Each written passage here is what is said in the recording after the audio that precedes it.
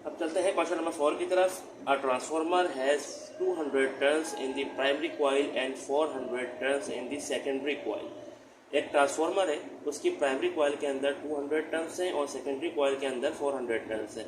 If the primary voltage is 120 volt, अगर primary voltage क्या होगा 120 वोल्ट होगा, तो calculate the secondary voltage for a step of transformer. तो आपको क्या करना है, सेकेंडरी वोल्टेज आपको मालूम करना है स्टेप अप ट्रांसफार्मर का।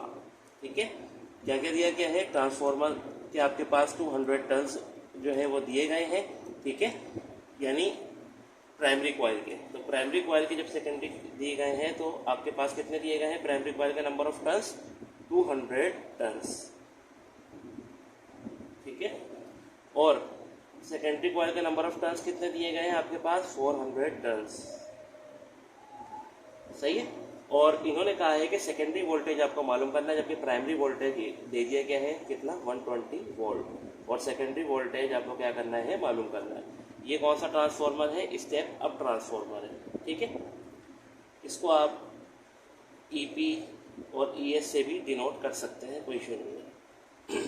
ठीक है, जैसे हम ईपी और ईएस लेके कर लेते हैं कि ES upon EP is equal to NS upon NP. ठीक है, अब आपको क्या मालूम करना है, इसके अंदर ईएस मालूम करना है, तो ईपी जाके जब मल्टीप्लाई हो जाएगा तो ये हो जाएगा आपके पास ES is equal to NS upon NP multiply by EP. NS की वैल्यू क्या है आपके पास, 400 डिवाइडेड बाय 200 मल्टीप्लाई बाय 120। 400 को डिवाइड करेंगे आप 200 से, मल्टीप्लाई कर देंगे आप 120 से, तो आपके पास जो आंसर आ जाएगा वो कितना आ जाएगा, 240 वोल्ट।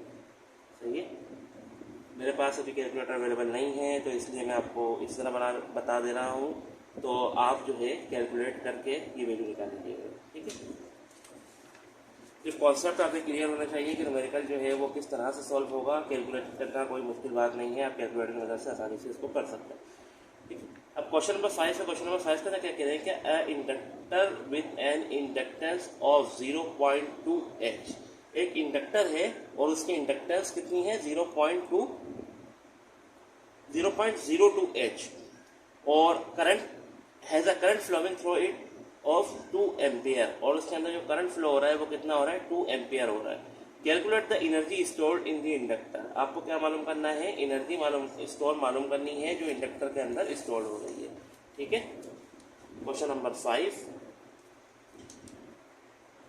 आपके पास जो इंडक्टेंस दी गई है वो कितनी दी गई है, 0.02 H।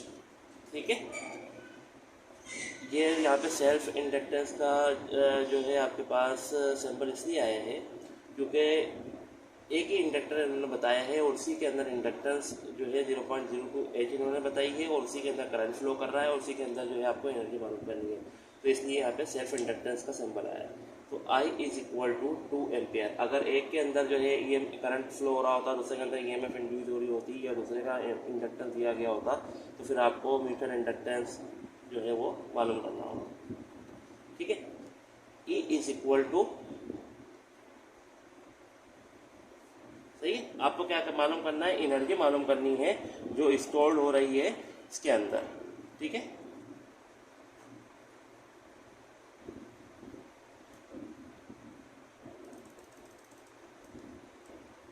अब एनर्जी क्या दी गई है आपके पास, आपको मालूम करनी है, इंडक्टेंस आपको दिया गया है 0.02 H का। सही है, इसके बाद सोल्यूशन आपके पास, अब फार्मूला आपके पास क्या आएगा इसका, जो एनर्जी है आपके पास वो बराबर होती है आपके पास 1/2 LI स्क्वायर।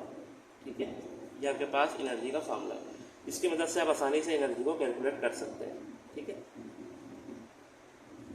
अच्छा, 1/2 मल्टीप्लाई बाय एल क्या है आपके पास 0.02 और मल्टीप्लाई बाय आई क्या है आपके पास 2 एम्पियर। ठीक है, 2 एम्पियर है तो 2 इससे मल्टीप्लाई होगा और 2 से डिवाइड हो जाएगा, यानी 2 मल्टीप्लाई बाय 0.02 ये डिवाइड बाय 2, या आप ऐसा कर सकते हैं कि 0.02 डिवाइड बाय 2 मल्टीप्लाई बाय 2, तो आपके पास जो आंसर आएगा वो आएगा 0.042। ठीक है,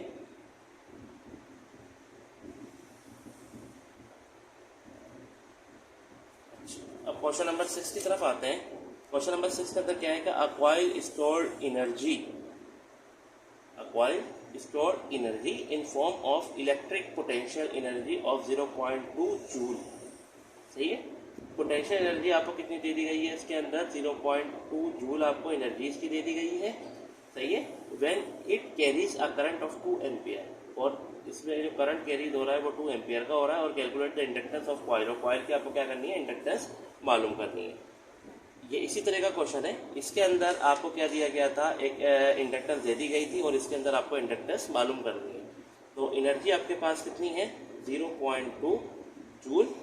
सही है। और करंट आपको दे दिया गया है इसके अंदर 2 एम्पियर का, और आपको क्या मालूम करना है इसके अंदर, इंडक्टेंस आपको मालूम करनी है। सॉल्यूशन।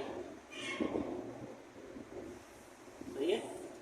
एनर्जी का फार्मूला आपके पास क्या था, 1/2 Li स्क्वायर। जब इंडक्टेंस आप मालूम करेंगे तो ये हो जाएगा आपके पास, inductance is equal to 2U upon